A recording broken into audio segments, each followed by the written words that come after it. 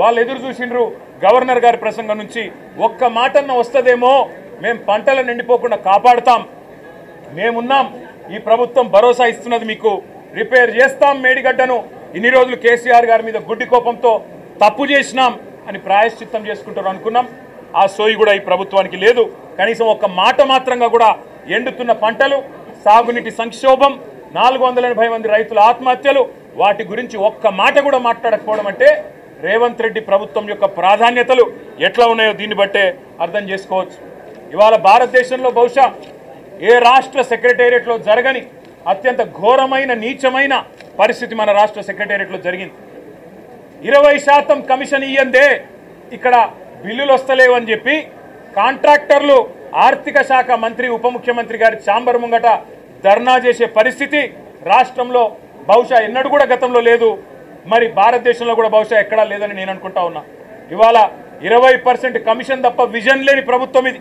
ఏ ఈ విజన్ ఉంది ఆ విజన్ ఉంది ఏఐ డేటా సైన్సెస్ అని పెద్ద పెద్ద మాటలు విజన్ లేదు మన్ను లేదు కమిషన్ తప్ప no vision only commission only 20% commission అనే విధంగా ఇవాళ ప్రభుత్వాన్ని నడుపుతూ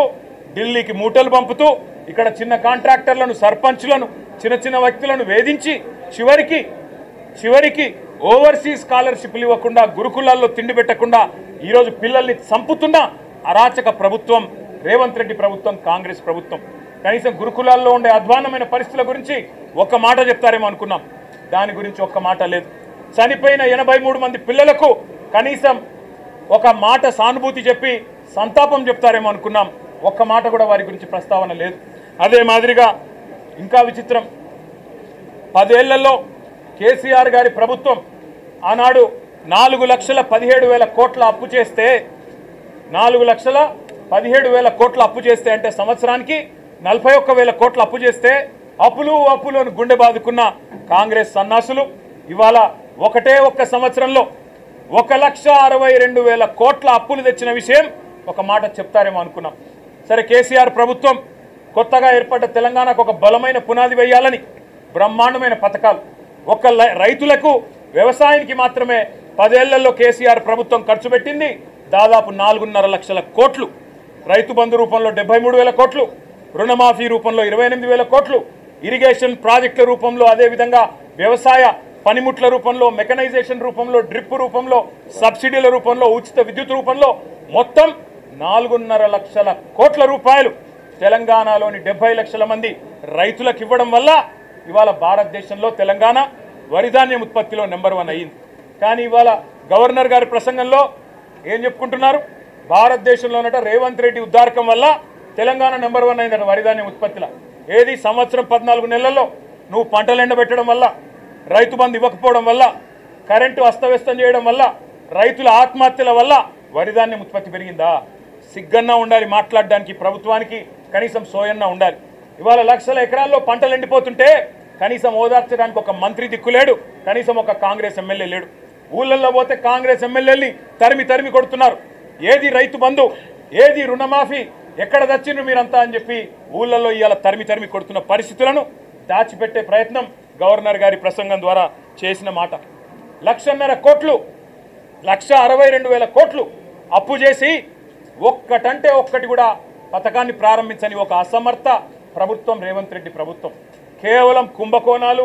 20% కమిషన్లు 30% ల్యాండ్ డీల్స్ నా మాట కాదు కాంగ్రెస్ ఎమ్మెల్యేలు చెప్తా ఉన్నారు 30% కమిషన్ ఇస్తేనే మా మంత్రులు పనిచేస్తారు 20% కమిషన్ ఇస్తేనే బిల్లులు వస్తాయి అని వాళ్ళ స్వయంగా కాంగ్రెస్ ఎమ్మెల్యేల నోటంబడ వస్తున్న మాటలు కాంట్రాక్టర్లు సెక్రటేరియట్లో ధర్నాలు చేస్తున్న పరిస్థితి ఈ దుస్థితి గురించి గవర్నర్ గారు ఏమన్నా చెబుతారేమో అవినీతి రహితంగా ప్రభుత్వాన్ని నడిపే ప్రయత్నం చేస్తాము ఢిల్లీకి మూటలు పంపే దానిలో బిజీగా ఉన్నా పదవులు కాపాడుకోవడం కోసం ఢిల్లీకి మూటలు తప్పకపోయినా కనీసం ఇకనైనా సర్దుకుంటాము సరి చేసుకుంటామని ఒక్క మాట చెప్తారేమో అనుకున్నాం దాని ప్రస్తావన లేదు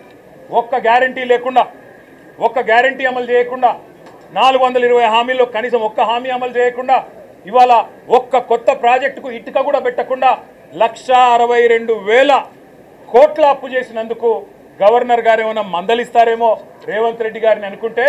మరి అక్కడ కూడా గాంధీ భవన్లో ఒక కార్యకర్త చేసే ప్రసంగం లాగా ఇవాళ గవర్నర్ గారి ప్రసంగం సాగింది ఒక మాటలో చెప్పాలంటే తెలంగాణలో మా పిల్లలకు అర్థమైంది నేను చెప్తే. ఈరోజు నిజానికి తెలంగాణలో ఉన్న పరిస్థితికి సావుడప్పు కొట్టాలి, కానీ పెళ్లిలో డీజే కొడతారు చూడు, ఆ డీజే కొట్టినట్టు ఈ ప్రసంగం డబ్బా కొడుతూ గవర్నర్ గారు ఇవాళ రేవంత్ రెడ్డి ప్రభుత్వం ఏదో ఉద్ధరించింది. ఏం ఉద్ధరించింది, ఎవరిని ఉద్ధరించింది? నేను ఒక్క మాట అడుగుతా ఉన్నా. దావోస్లో 1,79,000 కోట్ల ఇన్వెస్ట్మెంట్లు అని గవర్నర్ గారు నోటెమ్మడం మళ్ళొక్కసారి పచ్చి అబద్ధం చెప్పించారు. పోయిన సంవత్సరం మీరు చెప్పిన 40,000 కోట్లలో 40 పైసలు వచ్చినాయా? దమ్ముంటే రేపు ప్రభుత్వం శ్వేతపత్రం ప్రవేశపెట్టాలని చెప్పి మేము డిమాండ్ చేస్తూ ఉన్నాం బడ్జెట్ సమావేశాల్లో. పోయిన సంవత్సరం జనవరి 2024లో మీరు చెప్పిన 40,000 కోట్ల పెట్టుబడులు దావోస్ నుంచి 40 పైసలన్నా వచ్చినాయా? దమ్ముంటే, ముఖ్యమంత్రికి చిత్తశుద్ధి ఉంటే ప్రవేశపెట్టండి శ్వేతపత్రం. మీ అన్నదమ్ములతో మీరు కుదుర్చుకున్న కాంట్రాక్టులు కాదు. స్వచ్ఛ బయో అనే కంపెనీ పెట్టి అనుముల జగదీష్ రెడ్డి అని రేవంత్ రెడ్డి గారి సోదరుడే 1000 కోట్ల పెట్టుబడి పెడుతున్నట్టు బిల్డప్లు ఇవ్వడం కాదు ఇవాళ పెట్టుబడులు తేవడం అంటే. ఇవాళ తెలంగాణ నుంచి పెట్టుబడులు తరలిపోతున్నాయి, ఇది వాస్తవం. కేయిన్స్ అనే సంస్థ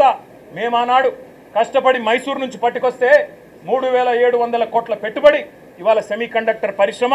గుజరాత్కు తరలిపోయింది, దొలేరాలో పెట్టుబడి పెట్టింది. కార్నింగ్ అనే పరిశ్రమ 1000 కోట్ల పరిశ్రమ మేము ఆనాడు పట్టుకొస్తే ఈరోజు తమిళనాడుకు పోయింది, ఆ పరిశ్రమ చెన్నైలో పెడతా ఉన్నారు.